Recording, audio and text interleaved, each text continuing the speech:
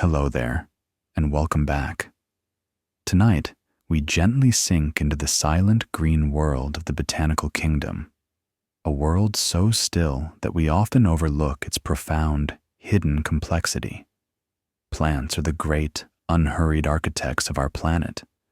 They embody patience and silent adaptation, anchoring the landscape with their roots and filtering the air with their leaves. The life of a plant is a long, slow breath. It is a masterpiece of chemistry, powered by sunlight and fueled by the quiet work of cells. As you settle in, imagine tracing the delicate internal structure of a single leaf. Visualize the slow, almost meditative climb of water against gravity. Feel the gentle rhythm of the day giving way to the unseen slumber of the evening. Our journey will explore the micro-processes of growth, the secrets of sap, and the deep, silent connection that plants maintain with the soil beneath our feet. If you enjoy these quiet journeys, please feel free to like, subscribe, or share a thought below. It helps others find their way here too, one sleepy soul at a time. But for now, breathe gently. Let your eyes grow heavy and allow your mind to soften. Let's begin. The foundation of all plant life is the quiet, endlessly patient process of photosynthesis. This vital conversion process takes place within the cells of the leaves, where light energy is transformed into stable chemical energy in a constant, gentle loop that defines the rhythm of the living world. This essential conversion occurs inside tiny, green structures known as chloroplasts. You might imagine a chloroplast as a miniature, highly organized factory, hundreds of which might reside within a single, unseen cell. Each chloroplast operates with an astonishing precision that belies the apparent stillness of the plant. The key component within this tiny factory is the green pigment itself, chlorophyll. Chlorophyll is a marvel of gentle engineering, responsible for the initial, quiet capture of energy from the sun. This pigment is particularly sensitive to the wavelengths of light at the opposite ends of the spectrum, absorbing the more energetic blue light and the warmer red light. It is because of this selective absorption that the softer green light remains, bouncing gently away to paint the world in shades of emerald and jade. These light-capturing molecules are nestled within thin membranes called thylakoids, which are stacked neatly inside the chloroplast like soft, smooth coins, forming structures known as grana. The arrangement is deliberate and stable, designed to maximize the exposure of the chlorophyll to the gentle flow of photons. This is where the light-dependent reactions begin, the very first, quiet conversation between the sun and the plant. The entire process begins with the patient arrival of the sun's light. As the photons are quietly absorbed by the chlorophyll within the thylakoid stacks, their energy is immediately used to perform a fundamental task: the splitting of the water molecule. Water, having completed its long upward journey from the dark quiet of the roots, is delivered to the leaf cells. Here, it is gently broken apart by the energy of the captured light. This splitting event, known as photolysis, releases three crucial components: hydrogen ions, electrons, and oxygen. The hydrogen ions and electrons are immediately channeled into a series of silent chemical relay races along the membrane, an electron transport chain. This is a smooth, continuous sequence of reactions where energy is slowly transferred between molecules. The movement is analogous to a soft current flowing down a gentle stream, its purpose to quietly build up an energy gradient across the membrane, The oxygen, meanwhile, is simply released as a byproduct. This waste product of the plant is, in fact, the essential breath of the animal kingdom. This quiet, continuous exhalation of oxygen into the atmosphere is a side effect of the plant trying to feed itself, highlighting the deep, silent interdependence of life. The energy gathered and transferred during this phase is stored in two temporary, unstable energy-carrying molecules, the names of which are less important than their purpose: to carry the captured energy out of the light-harnessing stacks and into the broader space of the chloroplast. This slow, silent labor ensures that the plant has secured the necessary power to begin the second, sugar-building phase, demonstrating that even the most complex chemistry proceeds with unhurried grace. The second phase of photosynthesis can proceed even when the light is low, relying instead on the energy secured during the day. This stage takes place in the fluid-filled space surrounding the thylakoid stacks, known as the stroma. This phase involves the slow, methodical process of taking carbon from the air and assembling it into usable food, a cycle named after its discoverer, the Calvin cycle. This is the heart of the plant's food creation, where atmospheric carbon dioxide is quietly and firmly fixed into an organic molecule. The process is a detailed, 6-step chemical conversation, where the carbon atoms are cycled through a series of intermediaries. It is a slow, methodical assembly line where the secured energy is used to power the continuous rearrangement of these carbon molecules. With each turn of the cycle, one molecule of carbon dioxide is integrated into the growing structure. After 6 complete turns of this gentle looping cycle, the plant has quietly constructed a single molecule of glucose. Glucose is the simple sugar that becomes the quiet, primary source of food and energy for the entire plant. It is the solid, portable currency that fuels everything, from the slow growth of the roots to the gentle unfolding of new leaves. This sweet energy can be immediately used to power the plant's daily needs, or it can be silently linked together into larger, more complex storage molecules like starch, which allows the plant to safely bank energy for periods of darkness or dormancy. It is a perfectly quiet economy, designed for long-term stability and slow, sustainable growth. Beneath the visible world of green leaves and sunlight lies the equally vast and far more stable architecture of the root system. This is the silent half of the plant, its continuous connection to the earth, operating in complete darkness and quietude. The primary function of the roots is both passive and active. Passively, they provide the essential, unshakable anchor that holds the plant upright against the forces of wind and gravity. They spread outward and downward, gently exploring the soil, calculating the forces needed to maintain stability through the harshest of storms. The active work begins with the root's growth. At the very tip of each growing rootlet is a structure known as the root cap. You can imagine this as a small, protective shield composed of specialized cells. As the root slowly pushes and nudges its way through the resistance of the soil, past small pebbles and compact earth, the root cap secretes a gentle, lubricating slime. This slime reduces friction, allowing the tender, newly dividing cells behind the cap to advance safely and smoothly. The direction of this growth is an invisible, yet constant, anchoring response, known as gravitropism. The plant does not need light to tell it which way to grow. Gravity is the unwavering director. specialized, dense starch grains within the root cells settle in response to the Earth's pull, providing the internal cue that directs the cells to elongate and push steadily downward, seeking the deep quiet of the water table.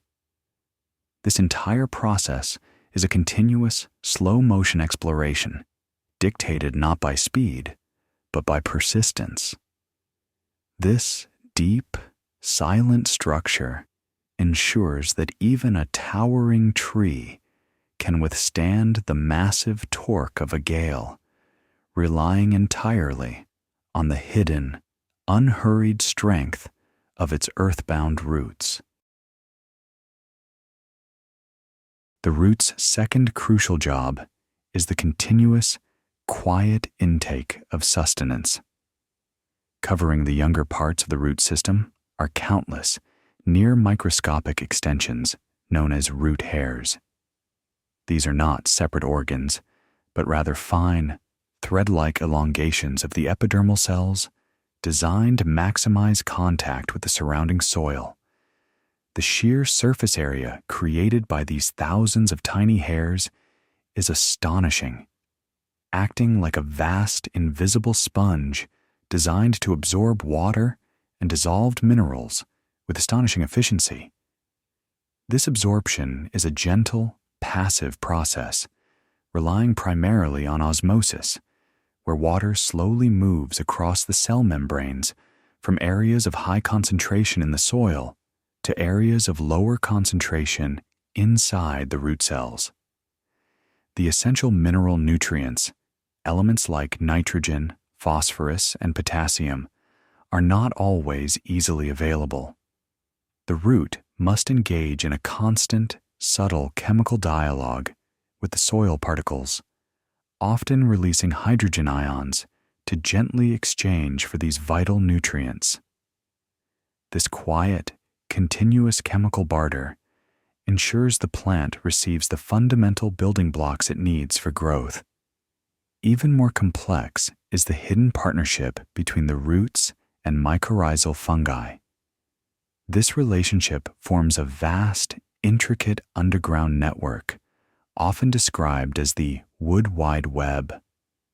The fine filaments of the fungi wrap around the plant roots, acting as an enormous extension of the root system itself, capable of reaching areas of the soil the plant could never access alone. In return for the sugars produced in the leaves, the fungi provide the plant with greater access to water and distant minerals, creating a peaceful, collaborative economy beneath the ground. This entire subterranean world of absorption, exchange, and collaboration is carried out in the total darkness and silence of the earth. A hidden testament to the continuous, gentle work of life. The continuous work of the roots delivers water and nutrients into the main channels of the plant, setting the stage for one of nature's quietest marvels, the upward movement of fluid against the massive pull of gravity.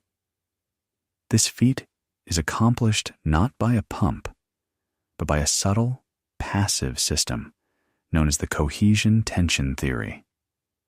At the center of this theory is the gentle, unavoidable loss of water vapor from the leaves, the process of transpiration. As water molecules quietly evaporate from the leaf cells and escape through the tiny stomata into the atmosphere, they create a slight negative pressure, or tension, within the plant's plumbing. This invisible tension acts like a continuous, steady pull on the entire column of water stretching from the top of the leaf all the way down into the deepest root hair. The entire column remains unbroken due to the gentle, inherent property of water known as cohesion. Water molecules are naturally attracted to one another, clinging together with an astonishing tenacity that is strong enough to resist the pull of gravity over vast distances. It is this gentle, molecular attraction that allows a towering redwood to draw water hundreds of feet into the sky without an active heart. The system relies on the unwavering patience of physics. The column of water is maintained within the tiny, hollow tubes of the xylem, where a second force, adhesion, helps. Water molecules cling to the walls of these tubes, further aiding the gravity-defying climb. The entire process is a continuous, silent journey, driven only by the sun's gentle heat causing evaporation, and the water's own innate desire to stay together. While the xylem tirelessly pulls water and minerals upward from the earth, a second, equally vital system manages the distribution of the manufactured food. This system is the phloem, which conducts the sweet, viscous sap containing the sugars created during photosynthesis. The phloem is a highly specialized tissue composed mainly of sieve tube elements, long, narrow cells that are joined end to form continuous transport pathways. These tubes operate under the direct assistance of companion cells, which manage the active loading and unloading of the sugars. Unlike the water movement in the xylem, which is driven by tension, the movement within the phloem is driven by a difference in pressure, a slow, methodical push that ensures the entire living structure is fed. The process begins at the source, typically the leaves, where the glucose is converted into sucrose and actively loaded into the sieve tubes. This loading action gently draws water into the phloem by osmosis, creating a high-pressure zone. The sap then flows slowly and steadily away from this high-pressure source and toward the sinks, the parts of the plant that need energy or storage. Sinks include the growing tips of the stems and roots, the developing flowers and fruits, and the storage organs like tubers and bulbs. This entire process ensures that the energy harvested from the sunlight is distributed evenly and efficiently, providing quiet nourishment to every single cell. It is the plant's internal river of sustenance, flowing without hurry, carrying the sweetness of the day to the dark quiet of the roots and the future potential of the seeds. As the day's light begins its soft, slow withdrawal, many plants engage in a subtle, quiet motion known as nyctinasty. This is the rhythmic, sleep-like movement of leaves and flowers, which slowly fold inward or droop downward as darkness settles across the landscape. The term nyctinasty translates roughly to night closing, and the movement itself is so slow, so deliberate, that it is virtually unseen by the hurried human eye. It is only detectable through the passage of time, captured in time-lapse photography as a gentle, graceful act of settling down. This folding motion is orchestrated by specialized soft joints in the leaf stalk called the pulvinus. Within these tiny motor organs, the turgor pressure, the internal water pressure within the cells, is quietly and precisely altered. As the evening progresses, cells on one side of the pulvinus slowly release water, causing them to relax and become flaccid, while cells on the opposite side remain full. This controlled difference creates the measured, slow bend that draws the leaf into its resting position. For the plant, this is a nightly act of conservation and protection. By folding their leaves and reducing their profile, they minimize the surface area exposed to the cool evening air. This reduces the chance of overnight heat loss and protects the delicate surfaces from the cooling condensation of dew. It is the plant settling in for a period of gentle maintenance and stillness, allowing its energy reserves to quietly recharge for the coming light, demonstrating that rest is a fundamental biological need, even for the most stationary of organisms. For woody plants, the quiet story of their life is indelibly inscribed in their trunk, recording every season and every major event in rings of wood. This silent archive is the field of dendrochronology, the study of time using trees. Every year, as a tree slowly expands its girth, it lays down a new, concentric layer of wood beneath the bark. This layer is composed of two distinct parts, the early wood and the late wood. The early wood is formed during the gentle rush of spring, when water is abundant and the tree experiences rapid, unhurried growth. The cells produced during this time are large, thin-walled and pale, designed primarily for efficient water transport. They are soft and airy, representing a period of gentle expansion. As the season progresses toward the heat of summer and the quietude of autumn, the tree transitions to producing late wood. These cells are smaller, denser, and have thicker walls. They are dark and stable, providing the structural strength needed to hold the increasing weight of the crown. The sharp contrast between the light, open early wood and the dense, dark late wood creates the visible line that defines the boundary of one year's growth. The width of these rings tells the quiet history of the climate. A wide, generous ring indicates a year of abundant rainfall and gentle, favorable temperatures. Conversely, a thin, compressed ring speaks of a year of drought, cold, or perhaps competition from a neighboring tree.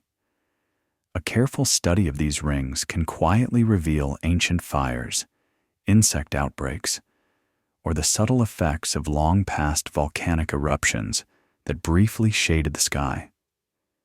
In the center of the tree is the heartwood, the old, non-living core of the trunk. This heartwood is dense, dark, and often infused with slow-acting defensive compounds. It no longer transports water, but instead provides the massive, unshakable stability that allows the tree to stand for centuries, a silent testament to the long, patient accumulation of time. Plants possess a hidden, subtle vocabulary that they use to communicate with both the environment and with each other. This silent language takes the form of volatile organic compounds, or VOCs, tiny airborne molecules that they quietly release into the atmosphere. These compounds are not random. They are specific, fragrant, and serve multiple quiet purposes. Many familiar scents, such as the gentle pine aroma of a forest or the sweet fragrance of a blooming flower, are simply the plant releasing complex mixtures of these VOCs. One of the most remarkable uses of these compounds is for chemical defense. When a plant is silently attacked by a herbivore or an insect, it can begin to quietly synthesize and release a specific blend of airborne chemicals. These compounds can act as an immediate distress signal, attracting the natural predator of the attacking insect. For instance, a tobacco plant might release chemicals that summon parasitic wasps to deal with an invading caterpillar. Even more subtly, these signals can be received by neighboring plants of the same or different species. These healthy neighbors, sensing the faint arrival of the distress signal on the gentle breeze, begin to quietly prime their own defenses before they are attacked. They might increase the thickness of their leaf cuticles or begin producing defensive compounds that make their foliage less palatable. This silent, altruistic warning system reveals that a forest is not merely a collection of isolated individuals, but a complex, interconnected community engaged in a continuous, slow conversation. The emission of VOCs also affects the atmosphere itself, contributing to the formation of the tiny particles that eventually seed the creation of clouds. The silent exhalations of the botanical world are therefore interwoven with the slow, massive physics of the global climate. While a plant may appear perfectly stationary, its life is an unbroken sequence of slow, directed movements. These subtle shifts, known as tropisms, are the plant's unwavering response to the constant, invisible forces that define its world. The term tropism means to turn, and these movements are not random, but deeply intentional, guiding the plant toward resources and away from harm. The most familiar of these is phototropism, the plant's patient, purposeful, leaning toward the light. This gentle movement is mediated by the quiet flow of a growth hormone called auxin. Auxin is synthesized primarily in the growing tips of the stem and is sensitive to the intensity and direction of sunlight. When light hits one side of the stem more strongly, the auxin molecules quietly migrate to the shaded side. On the shaded side, the increased concentration of auxin stimulates the cells there to elongate and grow slightly faster than the cells on the sunlit side. This differential growth causes the stem to slowly, imperceptibly, curve toward the light source. It is a daily, continuous negotiation with the sun, ensuring that the light-capturing leaves are always optimally positioned. This movement is never hurried.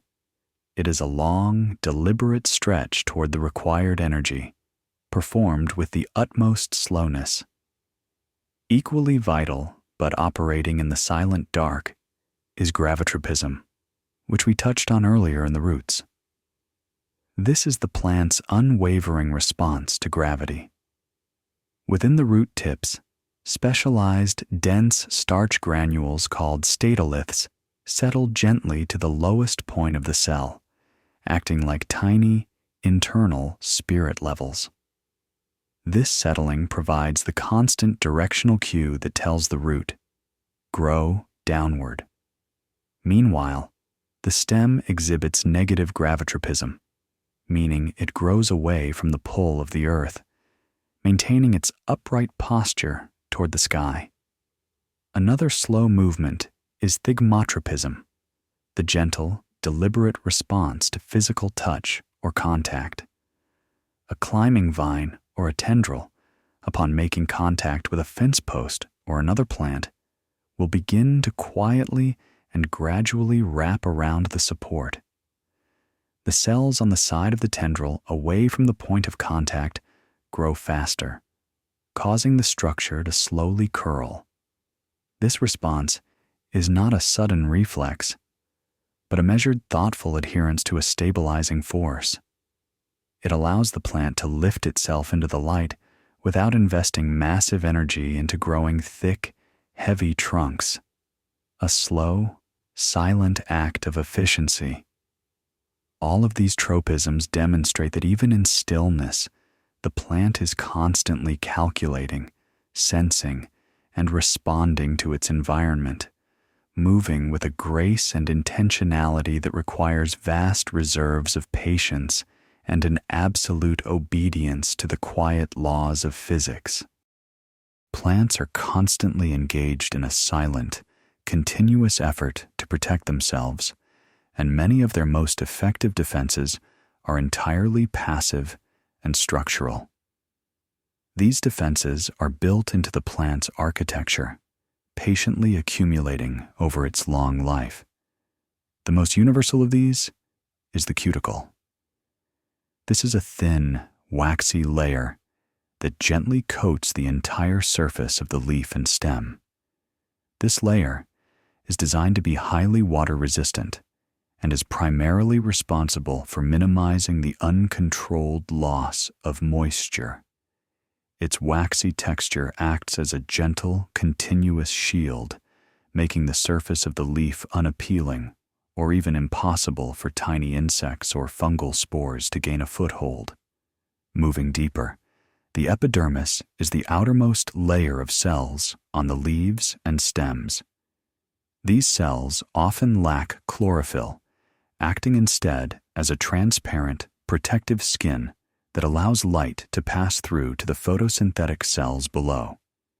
The epidermis itself may contain specialized, stiff, or sharp cells that deter larger herbivores. Another common and effective passive defense is the development of trichomes. These are fine, hair-like structures that protrude from the leaf surface. They vary widely in form, from soft, cottony fuzz to tiny, rigid spikes. These trichomes can perform multiple protective roles. A dense covering can create a still, humid microclimate directly above the leaf, reducing water loss, while sharper varieties create a literal, microscopic barrier, making the leaf difficult or irritating for small insects to chew. Some trichomes are even glandular, gently releasing sticky, resinous, or toxic compounds upon contact. Finally, in many species, the development of sharp, woody structures like thorns and spines is the ultimate structural commitment to defense. These are rigid, pointed modifications of stems or leaves that require a significant investment of energy and time to produce. Once formed, they provide a permanent, unwavering deterrent against large grazing animals, demonstrating the plant's commitment to a long, stable, and protected existence. These shields are not deployed suddenly. They are slowly and deliberately built into the living architecture over many seasons. Beyond physical structure, plants rely heavily on a hidden arsenal of secondary compounds, molecules synthesized not for growth, but specifically for defense. This is the plant's quiet, complex chemical warfare, carried out with patience and precision. These defensive chemicals are classified into broad groups, each with a specific mode of gentle deterrence.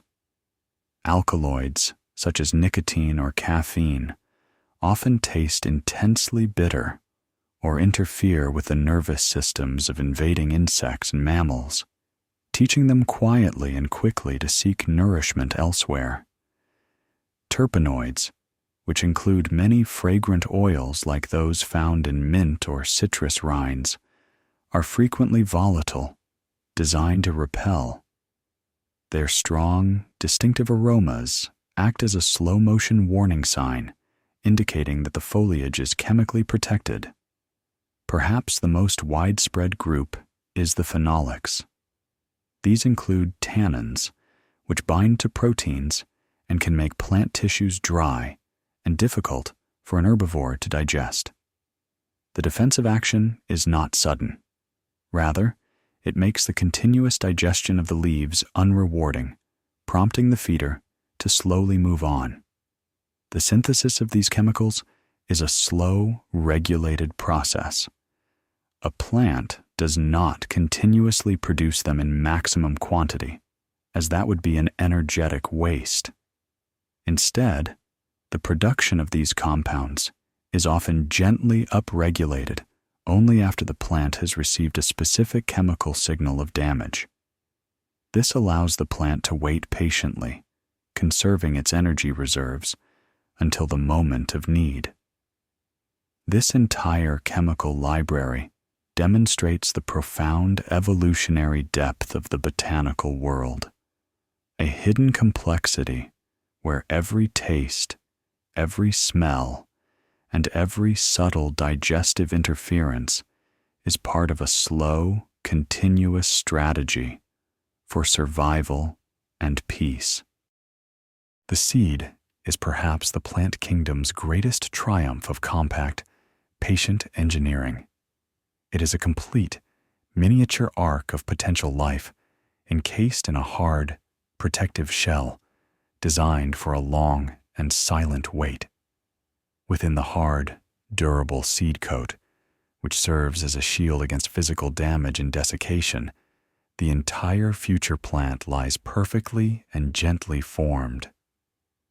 This miniature plant is the embryo, which consists of a tiny root tip, a tiny stem tip, and one or two small, preformed leaves known as cotyledons.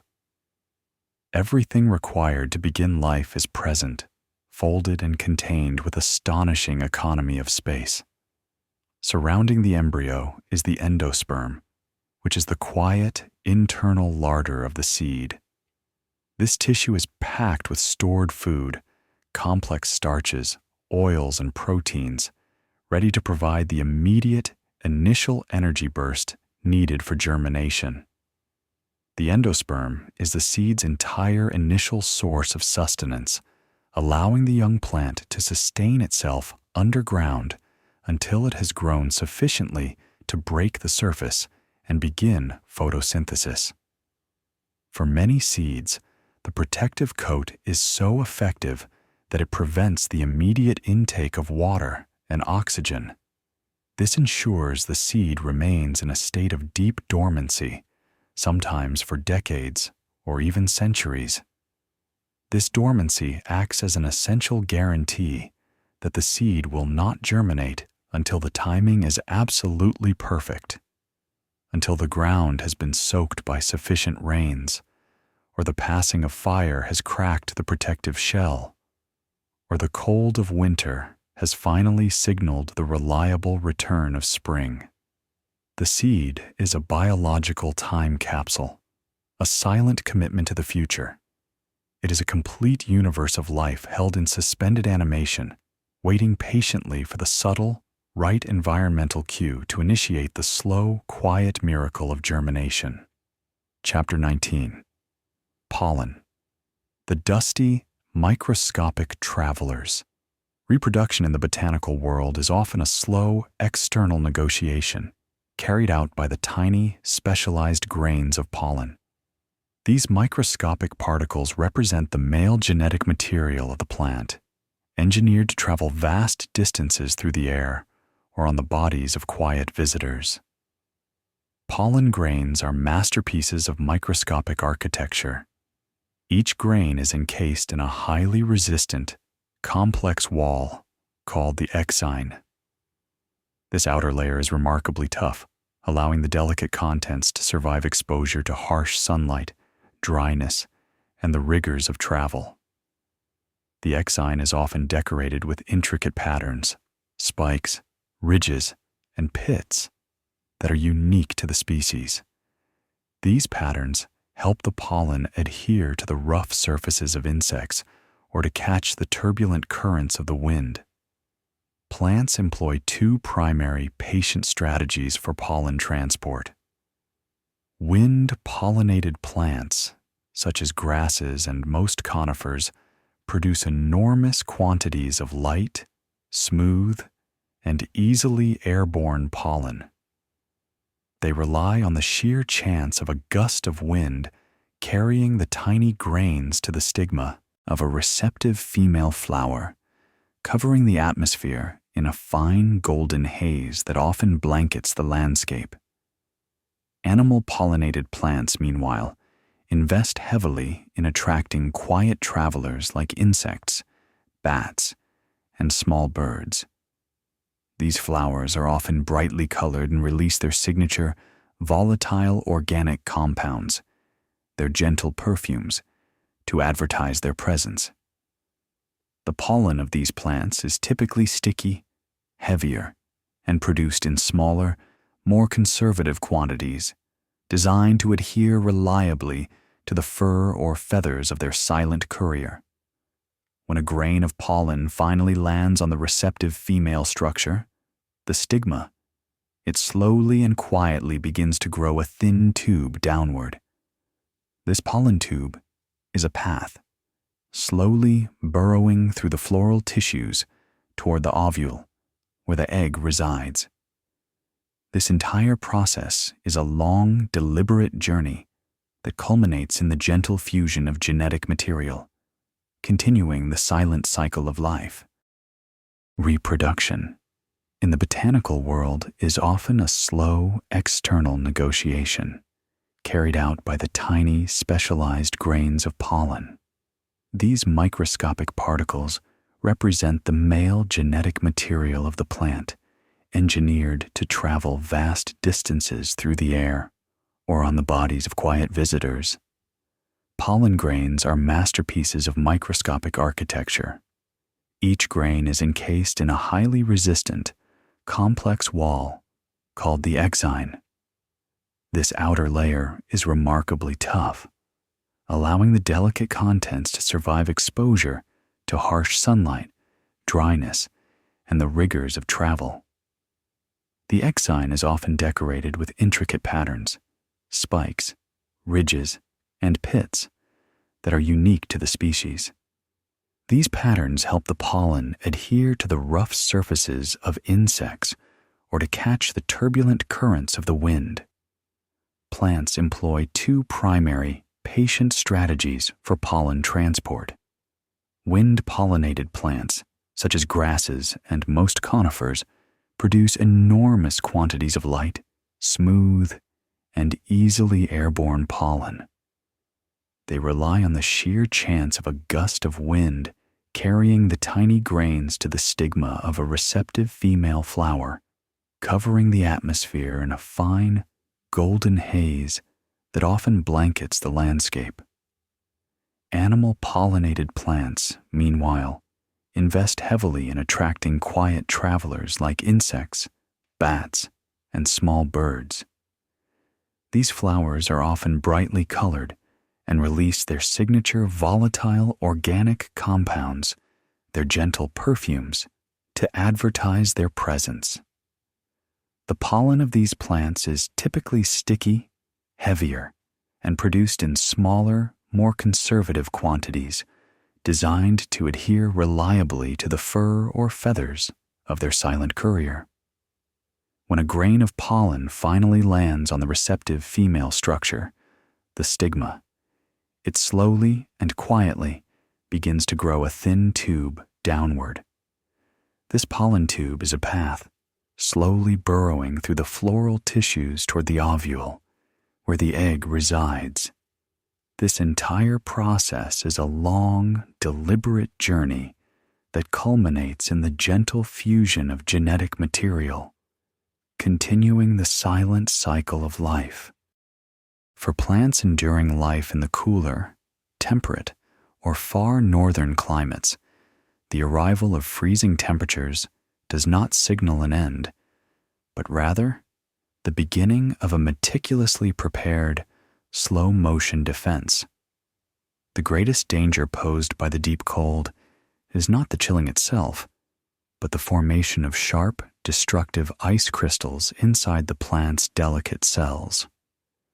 To avoid this internal catastrophe, the plant quietly begins to reorganize its water supply long before the first frost settles. This involves a complex, adaptive strategy known as extracellular freezing. The plant actively and delicately encourages water to move out of its living cells and into the safe, neutral spaces between them, the intercellular spaces.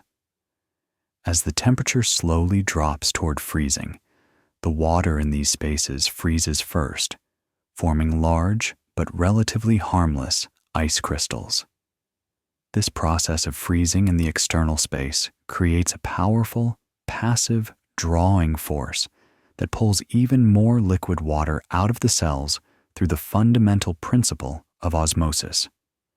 This deliberate movement effectively dehydrates the cytoplasm, which is the internal fluid of the cell, concentrating its contents. This increased concentration is vital because it functions as a biological antifreeze. The plant simultaneously begins the quiet, internal synthesis and accumulation of specific solutes, often various complex sugars, amino acids, and specialized alcohols, which naturally and gently lower the freezing point of the remaining liquid inside the cell. This ensures that the cell's essential machinery remains safely liquid and undamaged even when the external temperature plummets far below zero. Furthermore, the cell membranes themselves are quietly restructured during the autumn. They increase their content of unsaturated fatty acids, making the membranes more flexible and resilient. This allows them to withstand the massive stresses of shrinking and re-expanding without tearing or collapsing, ensuring they maintain their continuous, defensive barrier. This entire complex process of preparation is triggered by the plant sensing the gradual, slow decline of day length and the cooling of the average night temperature. It is a long, patient commitment to structural integrity, allowing the entire organism to remain suspended in a state of quiet, chemical preservation for the entire season of stillness. This unwavering foresight ensures that life can endure the harshest, darkest period, waiting patiently for the subtle, gentle return of the spring thaw. The entire process is a deep, quiet conversation with the coming cold, executed with slow, perfect, molecular planning. Deep inside every plant cell, governing all of the quiet, continuous processes of life, operates an unseen internal timepiece. This fundamental mechanism is known as the circadian rhythm, a biological clock that regulates vast amounts of cellular activity on an intrinsic cycle of approximately 24 hours. The term circadian translates gently to about a day, and the presence of this clock is essential because it allows the plant to proactively anticipate and prepare for the regular, predictable shifts between day and night, rather than simply waiting and reacting to them. This internal timing system controls countless vital, slow-moving processes with astonishing precision. For instance, it governs the exact, precise timing of when the tiny, microscopic stomata open and close, ensuring they are ready to maximize gas exchange and initiate the quiet work of photosynthesis precisely as the sun crests the horizon.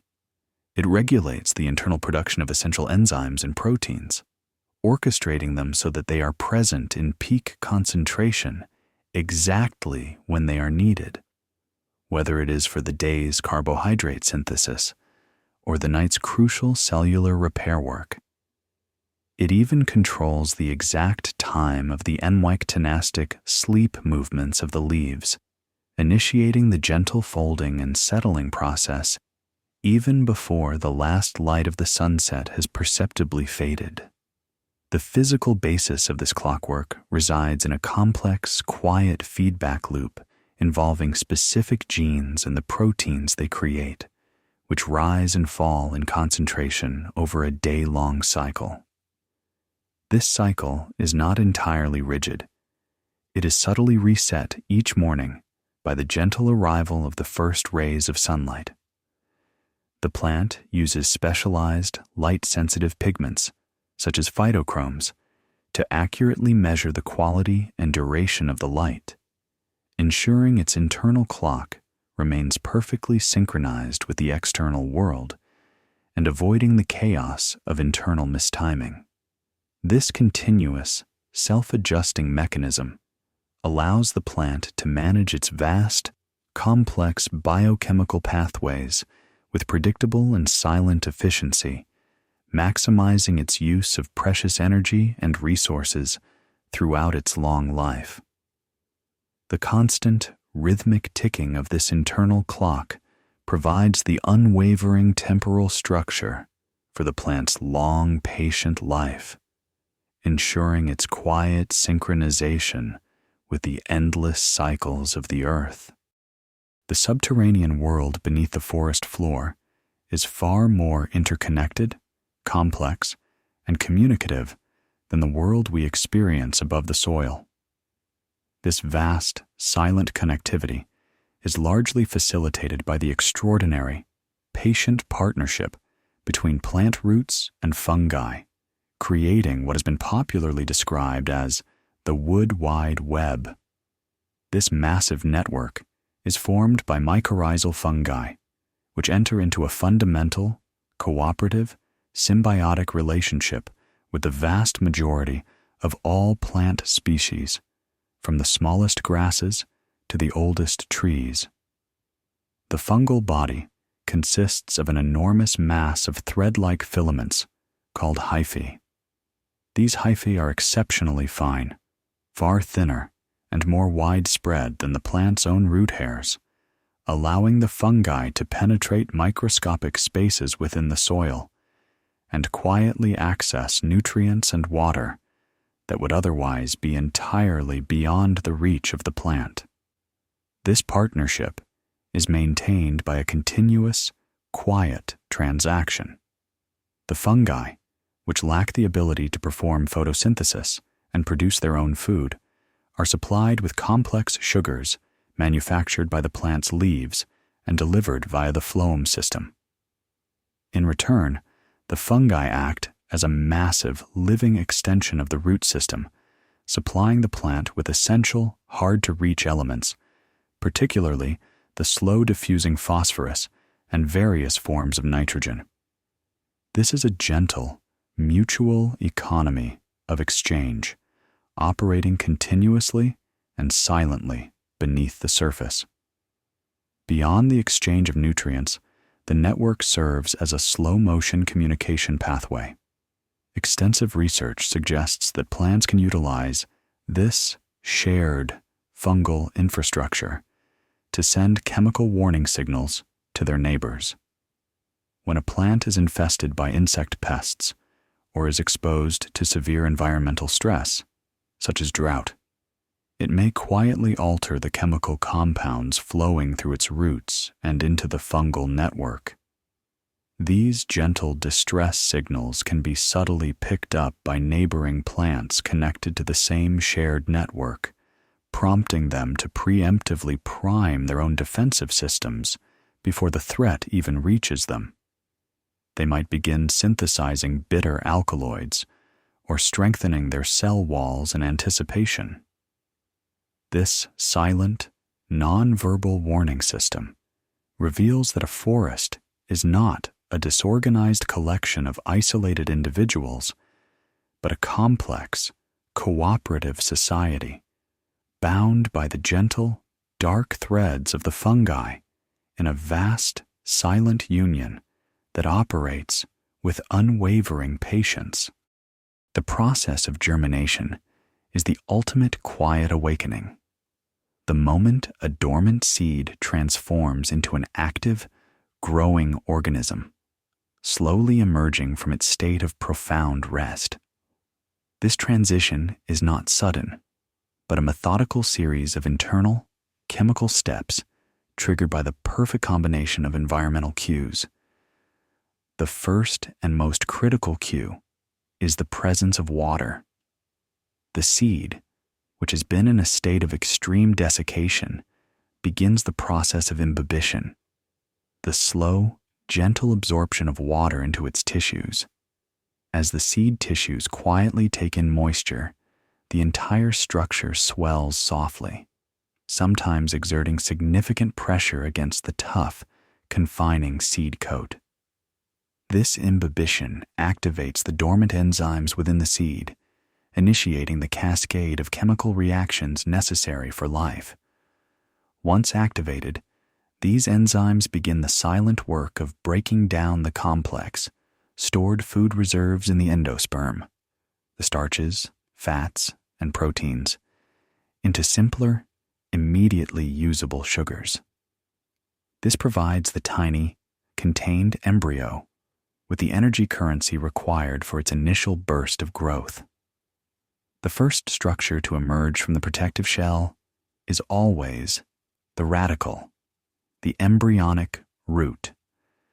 It pushes quietly and steadily downward, displaying an immediate, unwavering gravitropism as it anchors the young plant to the earth and begins the crucial work of water absorption. This initial anchoring is essential ensuring the young seedling is stable before the more delicate process of reaching for the light can begin. Following the root, the hypocotyl, the embryonic stem, or the epicotyl begins to push upward. In many common plants, the hypocotyl forms a characteristic, gentle hook shape as it pushes through the soil.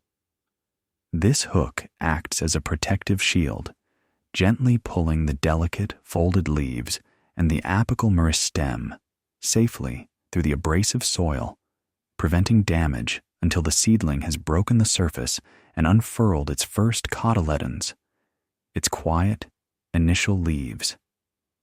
This entire sequence is a slow, methodical emergence, a testament to the patient power of stored potential. Beyond the need for immediate light, plants possess the remarkable ability to measure the duration of darkness, a crucial timing mechanism known as photoperiodism. This silent, internal measurement allows plants to precisely determine the time of year and is the primary signal for initiating major life events, such as flowering or preparing for dormancy. This precise timing is critical for the survival of the species. A plant must ensure that its flowers appear only when the specific pollinators are active, and its seeds mature only before the first destructive frost arrives. The plant achieves this silent measurement using specialized, light-sensitive pigments called phytochromes.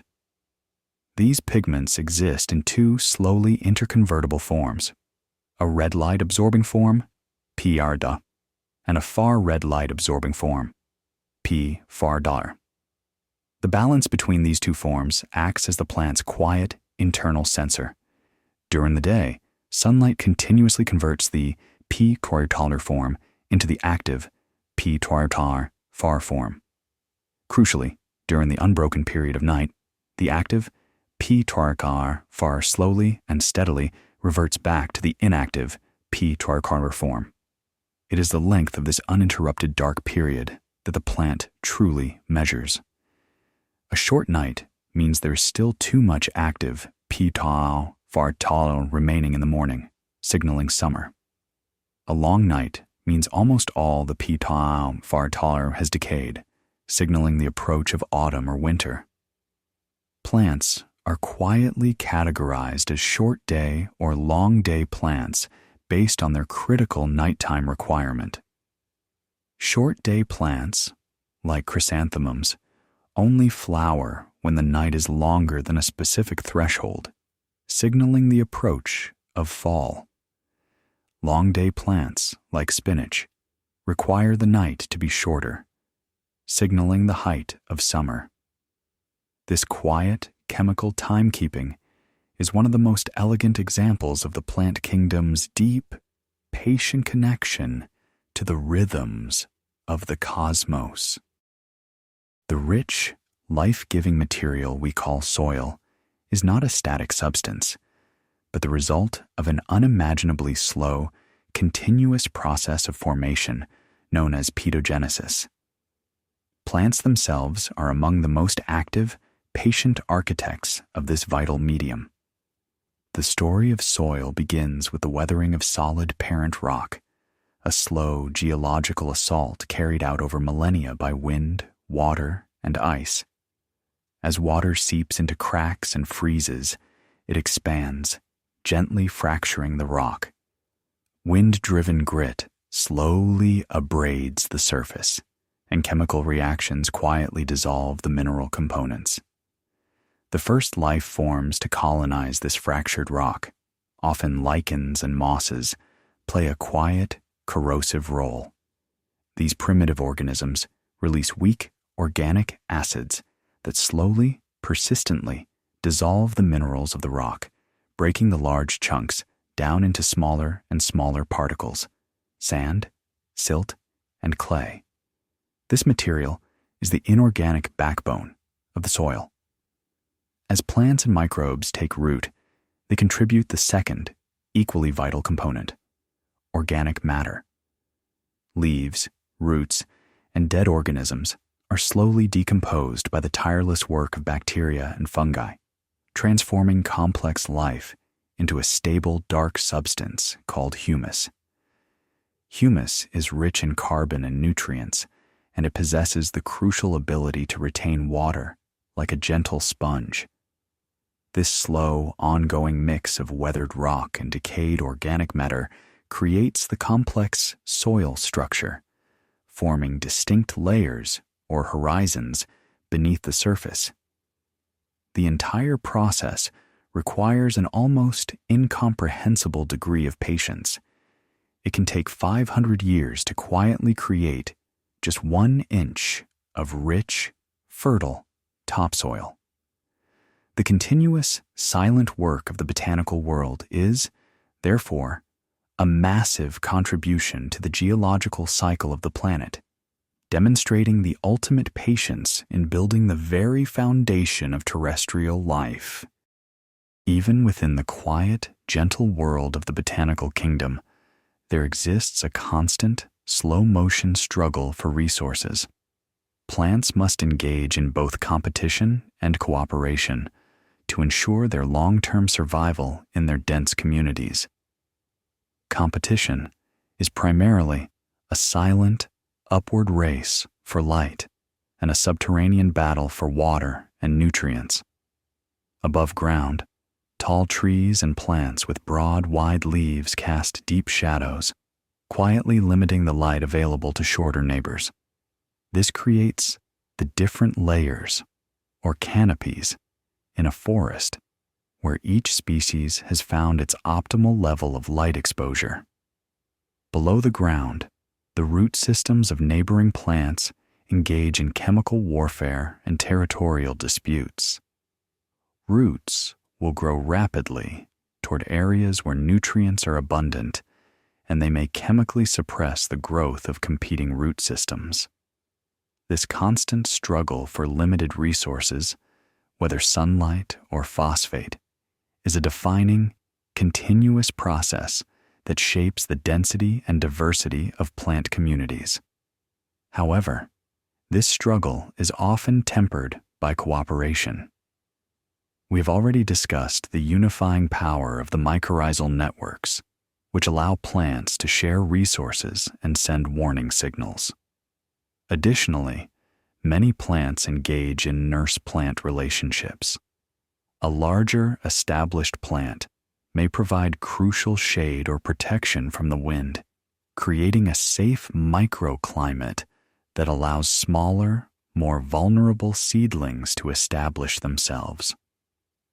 As the seedling grows, it benefits from the initial protection, and the nurse plant may eventually benefit from the soil stabilization and enrichment provided by the new neighbor.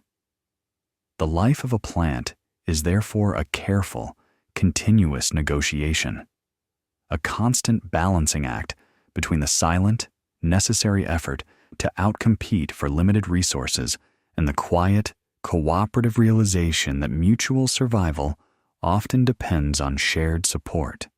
For the plant, the fruit is not intended as food, but as a carefully engineered vehicle for seed dispersal.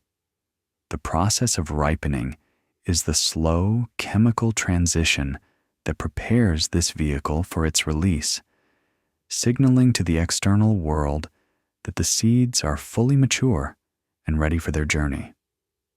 This entire transition is orchestrated by a powerful, gaseous plant hormone known as ethylene. You can think of ethylene as the quiet, pervasive chemical signal of maturity. Once the seeds inside the fruit have reached their final, stable stage of development, the plant begins to gently synthesize and release ethylene. This gas then slowly permeates the fruit tissues, initiating a cascade of changes that we perceive as ripening. One of the first changes is the slow conversion of complex, stored starches within the fruit into simple, transportable sugars. This transformation increases the sweetness, making the fruit attractive to the animal agents that the plant relies upon for dispersal. Simultaneously, the organic acids that contribute to tartness are slowly broken down and neutralized. Next comes the change in texture. The rigid pectin molecules that help hold the cell walls firm and hard are quietly broken down by specialized enzymes. This degradation softens the fruit tissues, making the pulp tender and appealing.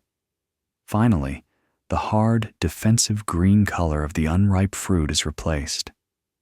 The chlorophyll pigments are slowly dismantled, allowing the bright, attractive colors, the reds, yellows, and purples, to become visible. These vibrant colors serve as the final, clear, visual advertisement that the seed dispersal vehicle is ready for consumption. The process of ripening is a testament to the plant's long-term strategy. It is a slow, methodical relinquishing of the protective shell, making the fruit both sweet and accessible, ensuring that the embedded seeds will be carried far from the parent plant, guaranteeing the quiet continuity of the species. The gentle fragrance released by blooming flowers and ripening fruits is far more than a simple sensory experience. It is an elaborate, quiet form of chemical language designed to communicate highly specific, vital messages across the vast environment. This language is carried by tiny, gaseous messengers. These floral scents are composed of complex, volatile mixtures of volatile organic compounds, VOCs. These compounds belong to various chemical families, including terpenoids, which often lend a sharp, refreshing quality, benzenoids, which provide many of the sweet, classic floral notes, and various simple alcohols and aldehydes. The plant gently synthesizes these compounds and slowly releases them into the air, creating a unique chemical fingerprint that silent visitors can easily detect. For flowers, the primary patient purpose of fragrance is pollinator attraction. The scent acts as a long-distance, invisible beacon, guiding essential couriers like bees, butterflies, moths, and specialized flies toward the source of nectar and pollen. The strength and precise composition of this fragrance is not static. It often subtly shifts throughout the day and night to match the activity patterns of the specific pollinator it seeks to attract. For example, a flower relying on daytime bees might release a gentle, bright scent during the sunny hours, while a flower pollinated by nocturnal moths might release its strongest, sweetest, and most pervasive fragrance only after the sun has entirely set, using the stillness and darkness for quiet efficiency. This continuous release of scent is a large energetic investment for the plant, so the system must be highly refined for maximum accuracy. Bees, for instance, possess astonishing olfactory sensitivity and are known to be able to distinguish minute differences in floral blends. They can quietly memorize the chemical signature of the most rewarding flowers, allowing them to specialize in the most generous sources and bypass the less valuable ones. This highly refined, subtle communication drives the silent efficiency of the entire reproductive cycle, ensuring that the precious pollen is delivered to the correct recipient. Furthermore, the release of fragrance serves an additional, distinct, and equally patient purpose for fruits. The ripening fruit, having completed its complex color change, releases its unique scent as a final, pervasive signal of edibility. This fragrance can travel on the gentle breeze, summoning birds and mammals from great distances to consume the fruit and subsequently transport the hard seeds far from the shadows of the parent plant. The entire production and timing of these ethereal exhalations are carefully controlled by the plant's internal clock, its circadian rhythm, and its external environment. This slow, continuous communication reveals the profound reliance of the botanical world on the actions of external partners. A quiet, constant conversation where chemistry dictates partnership and survival. The fragrance is not merely an accident of nature.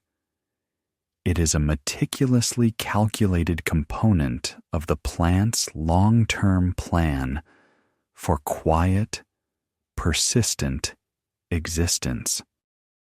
For plants that have made the quiet transition to life fully or partially submerged in water, the challenges are entirely unique, requiring specialized, long-term aquatic adaptations that are masterpieces of structural and metabolic change.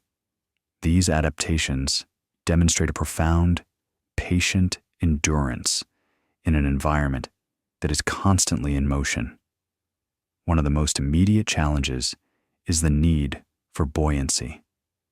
Since water cannot provide the structural support that a rigid stem does on land, many aquatic plants have evolved intricate internal systems to keep their leaves and flowers elevated toward the light and air. They achieve this through extensive internal air spaces known as parenchyma. These channels are not random. They form a continuous, spongy tissue that runs throughout the stems, leaves, and roots, trapping air and providing a crucial measure of lift. The parenchyma also serves a secondary, vital function. It acts as a passive pipeline for transporting the limited oxygen captured above the surface down to the submerged roots, which often sit in anaerobic, low-oxygen mud. A second challenge is managing the intake of water and nutrients.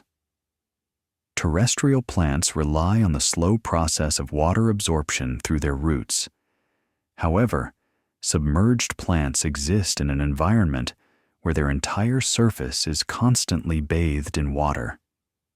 As a result, many aquatic plants have greatly reduced or entirely lost their root systems as the need for water uptake is negligible.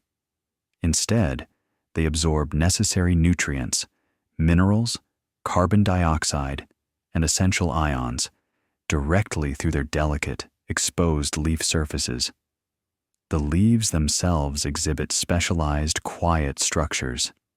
Many submerged species, like the pondweeds, develop highly dissected, finely cut leaves. This maximizes the surface area exposed to the water, allowing for the slow, efficient diffusion of gases and nutrients across the cuticle. Conversely, floating leaf species, such as water lilies, have large, round leaves with a very thick, water-repellent cuticle on the top surface. Their stomata, the microscopic breathing pores, are located exclusively on this upper surface, ensuring they can exchange gases directly with the air, rather than the water. These stomata often remain permanently open, as the issue of water loss, which is critical on land, is entirely resolved. The final, silent adaptation is in reproduction. Many aquatic plants rely on the water itself for transport. They may release pollen that slowly floats across the surface to meet a receptive flower, or they may detach and release small, vegetative buds that float away and settle elsewhere, initiating a new plant in a process known as fragmentation. This profound reorganization of structure and function allows these patient plants to thrive in the fluid, quiet depth of the water column, demonstrating how life constantly re-engineers itself to endure. Beyond the basic processes of growth, energy production, and respiration, which are governed by primary metabolites like sugars and amino acids, plants dedicate vast resources to synthesizing an enormous and diverse collection of secondary metabolites. These are complex, often fragrant or defensive molecules that define the plant's unique interactions with its specific environment. This hidden chemical library is the true key to a plant's survival and ecological niche. This silent chemical synthesis can be organized into 3 large foundational families, each designed for a different patient strategy of deterrence or attraction. First are the terpenoids. This is the largest and most chemically diverse family, responsible for many familiar scents. These include the cooling menthol of mint, the sharp pinene of conifers, and the sweet, complex oils of citrus fruits. Terpenoids often act as volatile repellents, their strong odor signaling danger or unpalatability to grazing insects and mammals. Other terpenoids are highly toxic, disrupting cellular functions in herbivores. For instance, the pyrethrins, found in chrysanthemums, are neurotoxins that quietly disable insect nervous systems, providing the plant with a highly effective passive defense mechanism. Second are the phenolics. These are molecules containing a hydroxyl group attached to an aromatic ring.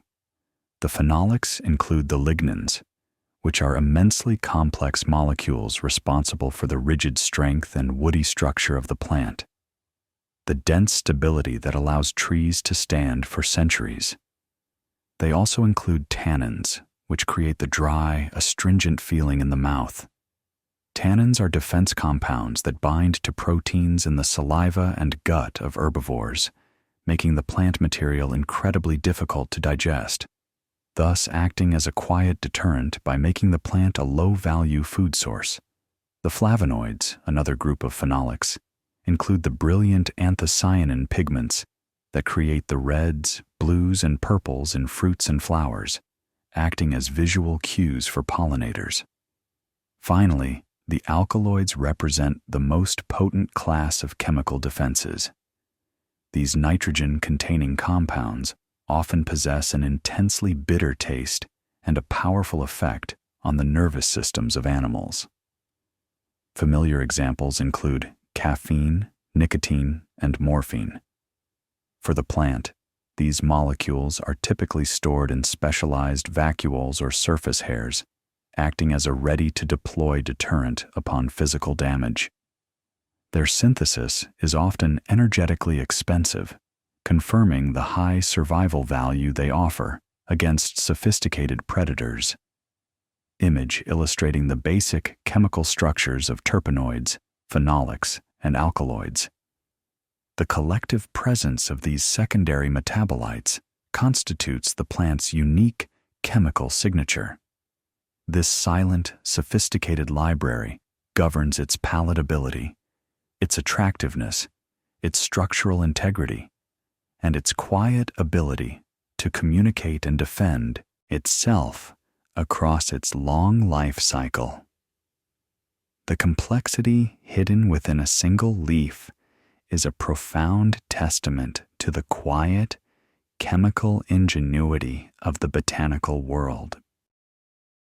While tropisms represent the slow, directional growth movements of a plant, nastic movements are the quiet, often quicker, responses to external stimuli that are independent of the stimulus's direction.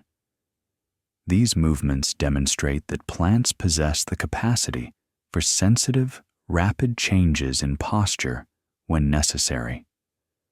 These movements are primarily driven by rapid changes in turgor pressure, the internal water pressure within specialized motor cells. Unlike growth movements, which are permanent, nastic movements are entirely reversible, allowing the plant to rapidly adjust and then quietly return to its original state. The most famous example is seismonesty, the quick response to physical shock or touch, best seen in the sensitive plant, Mimosa pudica. When the leaves of mimosa are gently touched or shaken, The stimulus triggers an almost immediate electrical signal that travels rapidly through the plant tissue.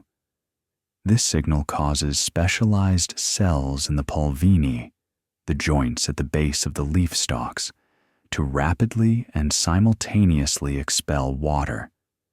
The sudden loss of turgor pressure causes the leaflets to collapse inward and the leaf stalks to droop downward, all within a matter of seconds. This fast defensive response is primarily a mechanism to deter herbivores. The sudden collapse makes the leaf appear damaged or less appealing, discouraging the feeder from continuing. The plant then requires a slow, patient period, sometimes up to half an hour, for the cells to quietly reabsorb the water and reinflate, returning the leaves to their open, vigilant position. Another category is thermonasty, the movement in response to gentle changes in temperature. Perhaps the most beautiful example is the slow, rhythmic opening and closing of tulip flowers. The petals respond sensitively to temperature thresholds. A slight warming causes the petals to swell and open, while a gentle cooling causes them to contract and close. This movement protects the delicate reproductive structures within, ensuring they are shielded during colder periods and exposed only when the temperature is optimal for pollinator activity. This is a subtle, precise movement carried out with the utmost patience according to the environment's dictates. Finally, nyctinasty, which we touched on before, is the gentle sleep movement that occurs in many legumes and prayer plants in response to the light-dark cycle. This is a slow, methodical response to the absence of light, regulated by the circadian rhythm and involving the gradual alteration of turgor pressure in the leaf joints. The plant folds its leaves to conserve warmth and reduce moonlight exposure, patiently settling in for its nightly period of quiet maintenance and recharge. These nastic movements, whether quick or slow, underscore the plant's deep, quiet awareness of its surroundings and its ability to respond with precise hydraulic engineering.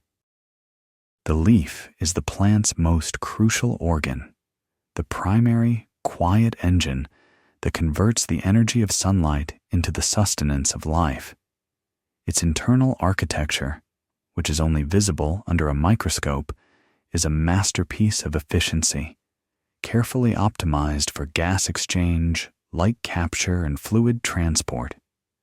The bulk of the leaf's interior is composed of the mesophyll tissue, which translates to middle leaf. This tissue is quietly differentiated into two main functional layers. The upper layer, directly beneath the epidermis, is the palisade mesophyll. These cells are tightly packed, elongated, and arranged vertically, like a palisade fence, standing perpendicular to the leaf surface. This arrangement allows them to efficiently intercept and maximize the capture of incoming sunlight. These palisade cells are densely packed with chloroplasts, the microscopic organelles containing chlorophyll, and are the primary location where the slow, foundational work of photosynthesis takes place. Below this dense layer is the spongy mesophyll. As the name suggests, these cells are irregularly shaped and loosely packed, creating vast, interconnected air spaces throughout the lower half of the leaf. This extensive network of air chambers is essential for the continuous, quiet exchange of gases. Carbon dioxide, drawn into the leaf through the stomata, slowly diffuses through these spaces, ensuring a constant supply reaches every palisade cell.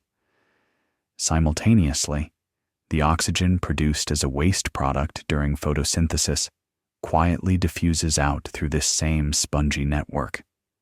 The high humidity maintained within these spaces is critical for keeping the surfaces of the cells moist, facilitating the absorption and release of these vital gases. Running through the mesophyll, like an elaborate, continuous plumbing system, is the venation, the leaf veins. These veins are extensions of the vascular bundle from the stem, containing the two fundamental transport tissues, the xylem and the phloem. The xylem delivers the continuous supply of water and dissolved minerals, quietly replacing the water lost through transpiration. The phloem, conversely, collects the sugars manufactured in the palisade cells and transports them slowly downward, carrying the energy to the rest of the plant. The branching pattern of these veins is a highly optimized network, ensuring that every mesophyll cell is close enough to a vein to exchange resources efficiently. This entire internal structure represents a perfect balance between structure, transport, and photosynthetic efficiency, allowing the leaf to perform its continuous, vital work in the quiet sunlight. The capacity for extreme longevity is one of the plant kingdom's most profound characteristics, demonstrating an unwavering biological patience unmatched in the animal world. While a single leaf or flower follows a strict, short timeline, the organism itself often plans its existence across centuries or even millennia. This long life is fundamentally achieved through the lack of a fixed body plan and the persistent activity of the meristems, the zones of continuous cell division. Because a plant constantly adds new tissues, stems, roots, leaves, and sheds old ones, leaf drop, bark sloughing, heartwood formation, it avoids the systemic aging that defines animal life. The oldest living cells are often the ones in the meristems themselves, which remain perpetually young and active. The concept of programmed senescence, the deliberate, organized aging of individual parts, is the key to maintaining the youth of the whole.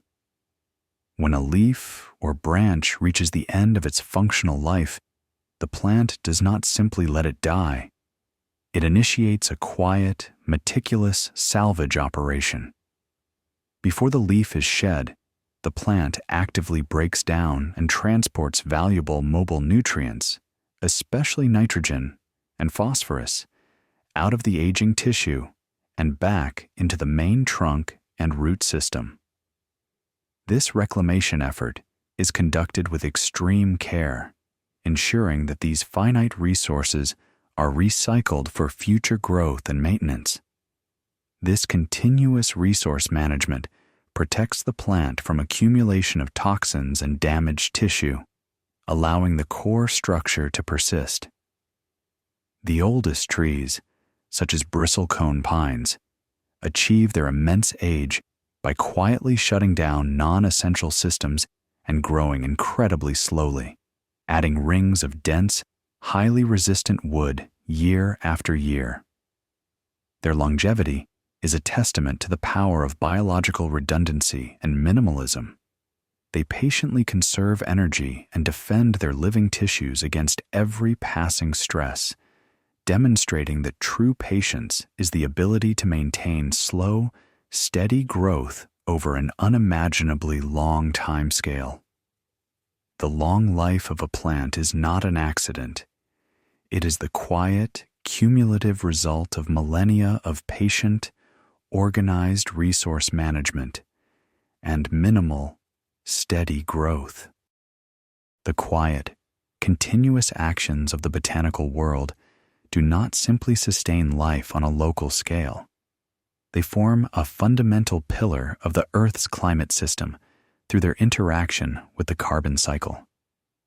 The atmosphere itself is continuously breathed in and out by the global canopy.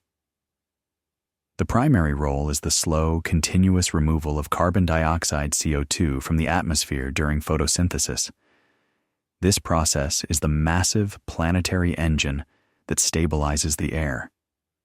Over the course of the day, trillions of leaves quietly draw CO2 from the atmosphere through their tiny stomata and, using the energy of the sun, convert it into stable carbon compounds, the sugars, cellulose, and lignin that form the structure of the plant. This absorbed carbon is then stored or sequestered within the plant's biomass. In forests, vast amounts of carbon are slowly locked away in the dense wood of the trunks and the extensive, stable root systems. This storage is a long-term planetary commitment, holding the carbon safely out of circulation for decades or even centuries. The soil itself becomes a massive, quiet carbon reservoir, accumulating the humus and decaying organic matter rich in carbon that has been cycled back from dead leaves and roots. The continuous balance of this system is critical. The slow, patient growth of the global plant biomass acts as a constant, regulating sink for atmospheric carbon, counteracting the natural release of CO2 from respiration and decay. Even the process of transpiration, the slow release of water vapor from the leaves, plays a role in the regional climate. The massive amounts of water vapor released by a large forest create clouds and rainfall, leading to localized cooling. The simple presence of the leaf canopy also passively affects the albedo, the reflectivity, of the planet's surface, absorbing solar energy and changing local thermal dynamics. The quiet, metabolic processes occurring in every field and forest are therefore interwoven with the immense, slow physics of the global climate, demonstrating that the patient, continuous work of the plant kingdom is the very foundation upon which the Earth's life support system quietly operates. The management of water is arguably the most continuous and challenging task faced by every plant, leading to highly specific, patient adaptations focused on maximizing water use efficiency, WUE, the ratio of carbon gained through photosynthesis to the water lost through transpiration. This efficiency is a quiet, continuous negotiation with the environment. At the core of this challenge lies the paradox of the stomata. These microscopic pores in the leaf epidermis must open to allow essential carbon dioxide, CO2, to diffuse into the leaf for photosynthesis. However, every time the stomata open, water vapor, 1,000 times more concentrated inside the leaf than outside, inevitably rushes out in the process of transpiration. The plant must constantly balance the need for carbon intake against the risk of desiccation. To address this, the plant employs complex, slow-motion hydraulic regulation. The opening and closing of the stomata are governed by the guard cells, specialized pairs of cells that swell or shrink based on their internal turgor pressure. When the plant senses that water is becoming scarce, or when the air is too dry, hormonal signals, most importantly, abscisic acid, ABA, are slowly sent from the roots to the leaves. ABA acts as a quiet messenger of stress, causing potassium ions to be actively pumped out of the guard cells. The water then passively follows. The guard cells lose turgor, and the stomata slowly and deliberately close, prioritizing water conservation over carbon gain. This entire signaling pathway is a masterful example of root-to-shoot communication, executed with unhurried precision. Furthermore, some plants have evolved entirely different photosynthetic pathways to increase their WUE. The majority of plants use the C3 pathway, which is highly efficient in cool, moist conditions, but loses substantial water in the heat. However, plants adapted to hot, arid climates often use the C4 pathway. In C4 plants, the initial capture of CO2 is physically separated from the main photosynthetic cycle, the Calvin cycle. They capture CO2 using a highly efficient enzyme in their outer mesophyll cells, concentrating the carbon before transporting it deep into specialized bundle sheath cells. This concentration allows the plant to keep its stomata mostly closed during the hottest part of the day, drastically reducing water loss while still sustaining a high rate of carbon fixation. Finally, plants in the most extreme deserts employ crassulacean acid metabolism, CAM. This is the ultimate adaptation of patience. CAM plants, like cacti and succulents, perform the unthinkable. They keep their stomata completely closed all day to prevent any water loss. They quietly open their stomata only at night when the air is cool and humid, capturing and storing the CO2 by converting it into organic acids. During the following day, while the stomata remain shut, they release the stored CO2 internally to fuel photosynthesis. This separation of gas exchange at night and energy production during the day represents the quiet, chemical epitome of water conservation, allowing life to persist where all others fail. This intricate, varied management of water confirms that the plant's life is a continuous, molecular effort to achieve balance and sustained existence.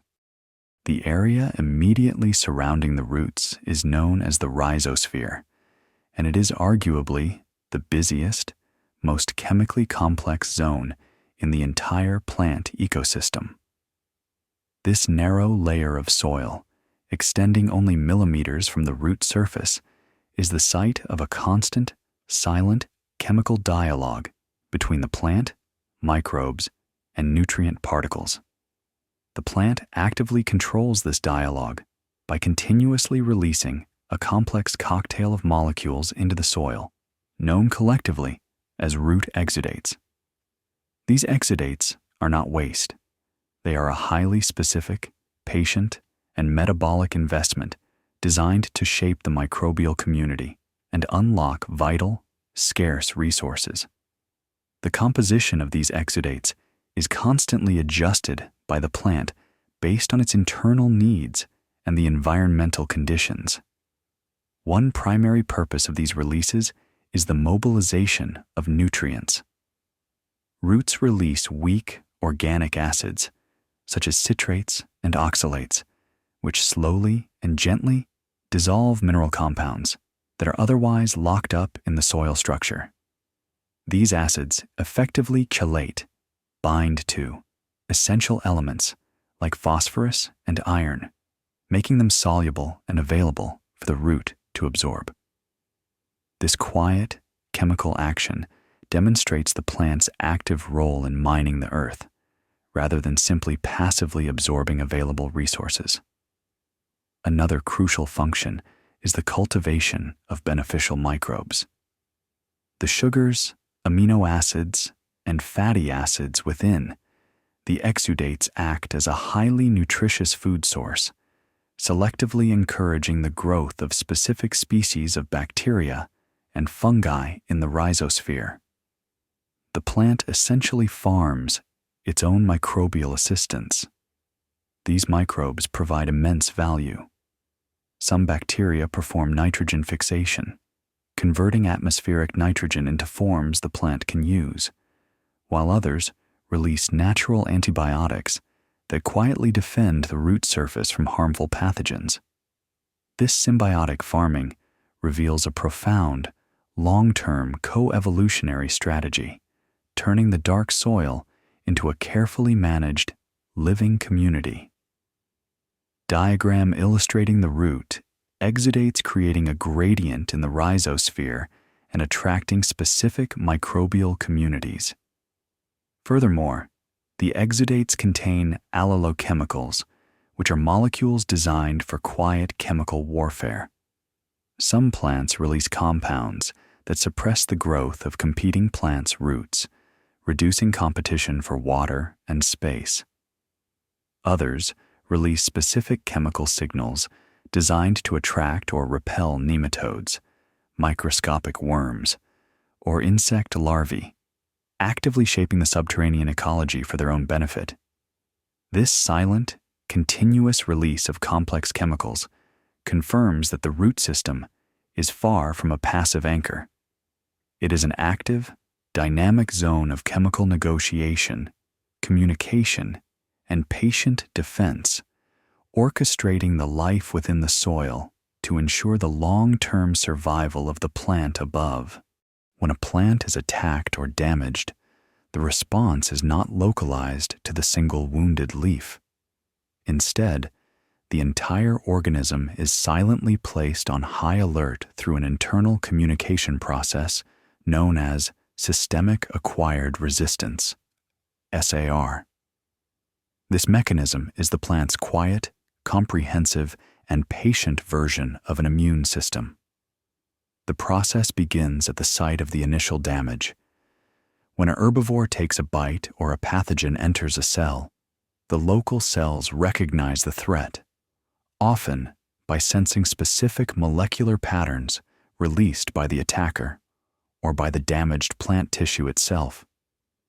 This local recognition triggers the synthesis of a primary, localized defense response. But more importantly, it initiates the production of systemic signaling molecules that are slow-moving but travel throughout the plant's entire vascular system. The most crucial of these systemic messengers is salicylic acid, SA. Salicylic acid, which is the chemical precursor to aspirin, begins to accumulate in the wounded area. It then slowly diffuses and is actively transported through the plant's phloem, the same gentle channel that carries sugars. As SA travels through the phloem, it acts as the chemical alarm, alerting all the tissues and organs it passes, including the roots, the apical buds, and the unwounded, healthy leaves. The quiet arrival of SA in these distant, unattacked tissues triggers a profound internal change. The plant begins to preemptively prime its defenses. This priming involves a slow, controlled upregulation of various defense-related genes, which prepares the plant for a future, generalized threat. The unattacked leaves may begin to slowly synthesize defensive proteins, thicken their cell walls, or quietly store potent toxins in their vacuoles, ready for immediate release should the threat spread. This state of readiness is known as systemic acquired resistance. SAR is a hallmark of the plant's patience and foresight. The resistance doesn't immediately stop the attacker, but it significantly reduces the severity of any subsequent attack, ensuring the plant can weather the continuous onslaught of the natural world. The entire process, from sensing the damage to achieving full systemic readiness, is carried out with quiet, molecular intentionality, a testament to the plant's unwavering commitment to long-term survival through internal chemical conversation. The plant does not need a nervous system to react. It uses its quiet, hydraulic, and chemical network to communicate threat and coordinate defense across its vast, rooted body. This chemical signaling network reveals that, at a fundamental level, the entire plant operates as a single, coordinated, and very patient organism.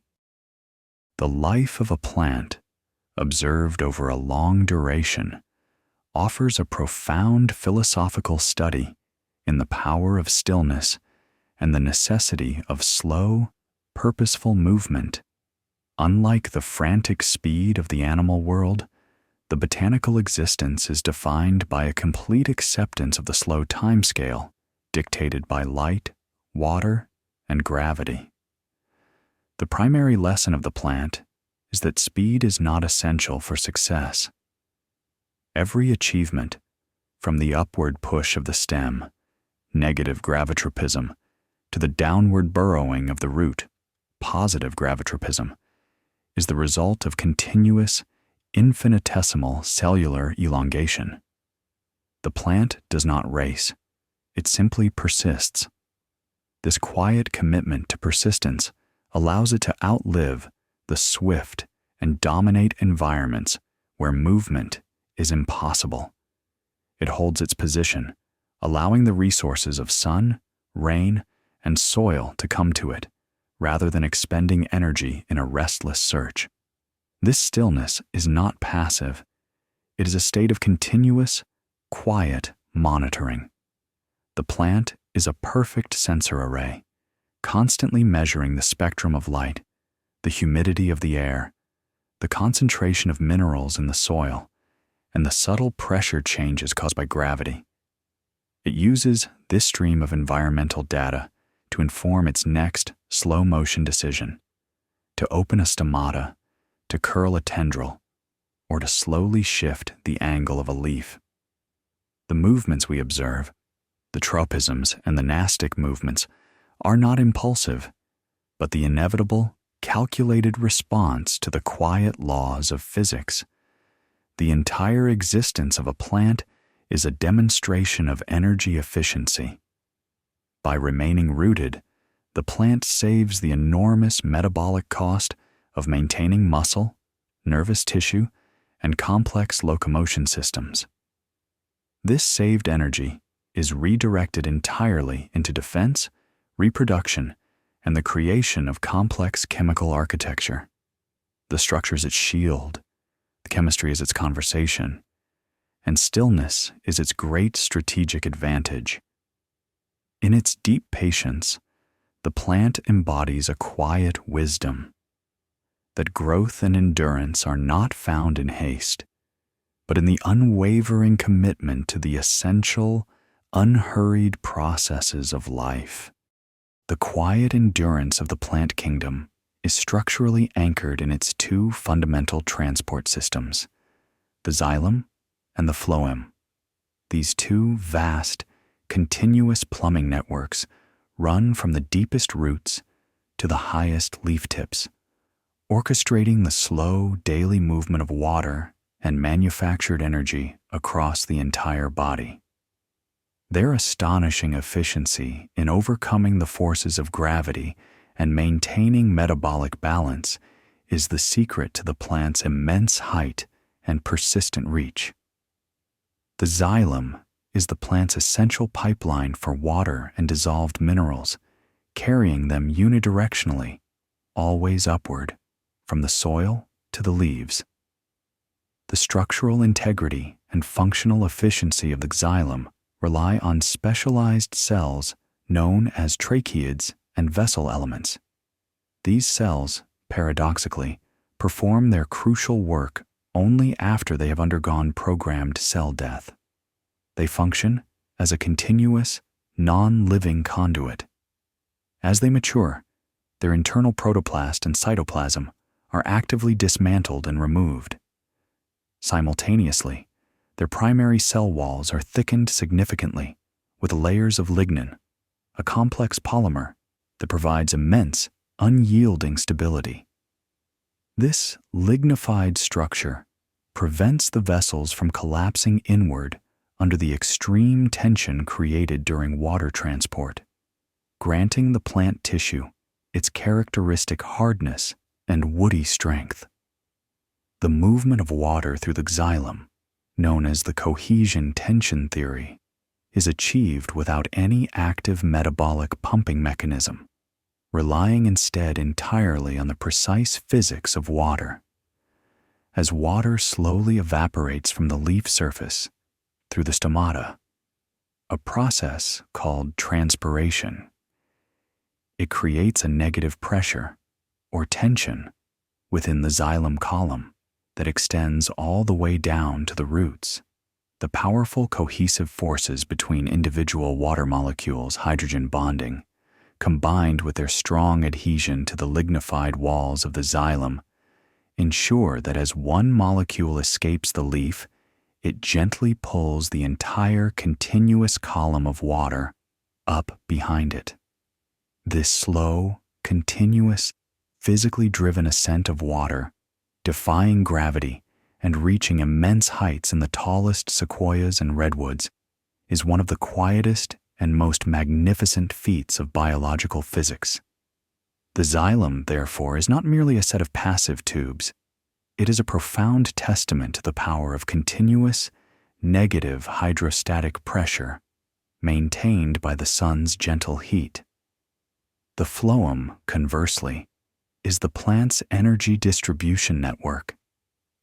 Its function is to transport the manufactured sugars, primarily in the stable form of sucrose, from the source areas, usually mature leaves performing photosynthesis, to all the sink areas, growing root tips, developing fruits, storage organs, and dormant buds. Unlike the xylem, the phloem tissue is composed of living, albeit highly specialized cells. The main conducting cells are the sieve tube elements. These cells retain their plasma membrane but shed their nucleus, ribosomes, and many other organelles at maturity to maximize the space available for transport. They are metabolically supported by adjacent, highly active companion cells, which are essential for loading and unloading sugars. Sieve tube elements are connected end to end by porous partitions called sieve plates, forming a continuous, flexible channel. Transport through the phloem is driven by a gentle, constant movement known as the pressure flow hypothesis. The process begins at the source. Sugars, sucrose, are actively loaded into the sieve tubes by the companion cells, dramatically increasing the solute concentration within the phloem sap. Water then passively follows the sugar from the adjacent xylem via osmosis, building up a high hydrostatic turgor pressure at the source end. Simultaneously, at the sink end, like a storage root or a developing fruit, the sugars are actively unloaded and consumed, lowering the solute concentration and causing water to passively leave, resulting in low pressure. This established pressure differential gently drives the sugary fluid, the phloem sap, from the high pressure source to the low pressure sink. This slow, controlled movement ensures that every part of the plant, from the deepest root to the most distant bud, receives its necessary supply of energy, linking the entire organism into a unified, metabolic whole. The ability of the phloem to quietly reroute its flow, adapting to where the energy is most needed, e.g., sending sugar to a new flower or a newly wounded area, demonstrates its profound dynamic intelligence. The quiet, continuous, and interdependent operation of the xylem and phloem, the slow lift of water through physical forces, and the gentle distribution of energy through osmotic pressure underpins the plant's ability to grow massive structures and endure immense lifespans. They are the twin, silent engines of botanical endurance, working tirelessly and patiently beneath the surface of the bark and skin of the leaves, orchestrating the flow of life itself. The life cycle of a plant, its growth, development, differentiation, and complex response to every subtle environmental cue, is governed by a complex, silent interplay of chemical messengers known as plant hormones or phytohormones. These signaling molecules are effective in incredibly minute concentrations, sometimes in parts per billion, yet their influence is profound, acting as the quiet, pervasive conductors of the entire botanical symphony. The effectiveness of a hormone depends not merely on its concentration, but on its ratio relative to other hormones present in a specific tissue. One of the most foundational and thoroughly studied of these hormones is auxin, primarily existing as indole-3 acetic acid, IAA. Auxin is synthesized in the most actively growing regions, such as the apical meristems, the very tips of the shoots, and developing young leaves, and is also found in high concentrations in forming seeds. Its primary and most direct function is to promote cell elongation, allowing stems to lengthen and bend. The transport of auxin is a unique, slow, and energy-intensive process known as polar transport. It moves almost exclusively downward from the shoot tip, requiring specialized protein carriers within the cell membranes to actively pump the hormone from one cell to the next.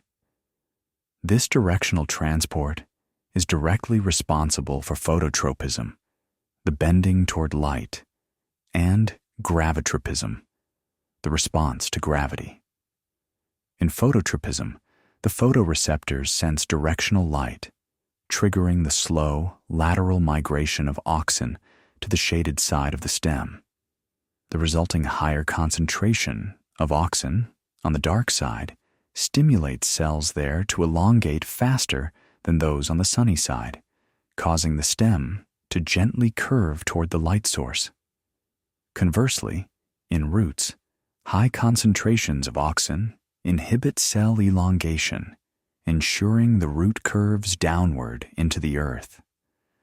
Auxin also fundamentally maintains apical dominance, where the high concentration flowing down from the terminal bud suppresses the development and growth of lateral side buds below it, ensuring the plant dedicates its primary resources to vertical growth, maximizing light competition. Another critical group is the gibberellins, JAS. JAS are known for their profound ability to promote stem elongation and accelerate the growth rate specifically between the nodes, the points where leaves attach. They achieve this by promoting both cell division and cell elongation. Gibberellins also play a crucial role in breaking seed dormancy. For many seeds, the presence of water alone is insufficient to trigger germination. They require gibberellins to be synthesized upon the correct environmental cues. These hormones then activate a set of enzymes, notably amylase, that break down the complex starch molecules stored in the endosperm into simple, usable sugars, initiating the energy cascade necessary for the quiet awakening of the embryo and the growth of the radical. JAS are also essential for fruit development and flowering initiation in some species, overriding environmental limitations to trigger the reproductive phase. Balancing the dramatic growth-promoting effects of auxins and gibberellins are the cytokinins, such as zeatin. These hormones are primarily synthesized in the actively growing root tips and are then slowly transported upward through the xylem, the plant's continuous water pipeline, to the rest of the body. Their main function is to promote cell division, cytokinesis, and to regulate the differentiation of cells, ensuring that new cells develop into the correct tissue type, e.g., xylem, phloem, or mesophyll. Cytokinins directly antagonize auxin in regulating plant structure. A high ratio of auxin to cytokinin promotes root formation, while a lower ratio promotes shoot formation. Furthermore, cytokinins act as quiet agents of youth, actively delaying senescence, aging, in leaves and flowers by stabilizing proteins and chlorophyll structure. This continuous balance between the root-produced cytokinins and the shoot-produced auxins dictates the overall branching structure and longevity of the entire plant. Finally, while often discussed separately, The anti-growth hormone, abscisic acid, ABA, acts as the critical counterweight, governing stress responses and dormancy. ABA is rapidly synthesized in leaves and roots in response to environmental stresses, most notably drought and salinity. It acts as the quiet chemical alarm bell, swiftly traveling to the leaves where it causes the immediate closure of the stomata, prioritizing water conservation over photosynthetic carbon gain. Furthermore, ABA is the dominant hormone during the dry season and winter, maintaining seed dormancy and bud dormancy, ensuring the plant does not expend energy on growth until the reliable return of favorable conditions. Its function is to slow, pause, and stabilize the plant during periods of existential threat. The continuous interaction, regulation, and slow transport of these four major hormones, auxin, gibberellin, cytokinin, and abscisic acid, form a complex, fluid, slow-moving chemical gradient that ensures every process, from the gentle curve of a stem to the quiet opening of a bud and the disciplined closing of a stoma, is perfectly timed, orchestrated, and adapted to both internal needs and external reality. We have concluded our journey through the silent, slow-motion world of plants. We have moved far beyond the superficial green surface, exploring the profound internal complexity. From the microscopic wisdom of the cell wall to the vast, continuous transport systems of the xylem and phloem, and the subterranean communication networks of the fungal hyphae, we have witnessed the quiet, unwavering commitment to stillness, which is not a deficit of motion, but a deep strategy for maximized metabolic efficiency. The plant conserves the massive energy required for movement, redirecting that resource entirely into defense, reproduction, and the meticulous construction of its internal chemical architecture. This stillness allows for an unhurried patience that results in lifespans measured not in years, but in centuries and millennia. The botanical world offers us a continuous, profound lesson that true success is found in persistence over speed, in chemical conversation over verbal declaration, and in deep-rooted stability over restless, constant movement.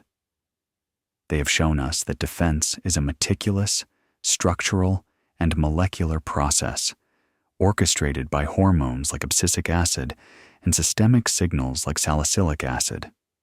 We learned that communication is silent, often aromatic, and deeply specialized, that growth is not sudden, but a patient, continuous elongation, and that even in the face of destruction or seasonal change, there is always a chemical preparation for renewal, managed by the careful balance of auxin and ethylene. The entire plant body, from the continuous pressure flow in the phloem to the cohesive pull in the xylem, operates on a magnificent, slow timescale that requires our deliberate attention to perceive its complexity. They are rooted in the moment, perfectly synchronized with the sun and gravity, yet they plan for millennia. The entire essence of a plant's existence confirms that the greatest strength is often found in the ability to wait, to adapt slowly, and to anchor oneself firmly. The continuous, quiet presence of the plant kingdom stabilizes our planet, regulates our climate, and breathes the very air we require for life. The next time you walk past a tree or notice a leaf turning to face the sun, pause. Take a moment to perceive, not with your ears, but with your deepest attention, the quiet, complex, slow-motion miracle that is unfolding. The plant is performing its continuous, necessary work, anchoring life to the earth, breathing stability into the atmosphere, and moving forward with a grace and a patience that defines time itself. It is a quiet wisdom, one that requires us, in our speed, to slow down and appreciate the profound, enduring strength found in stillness.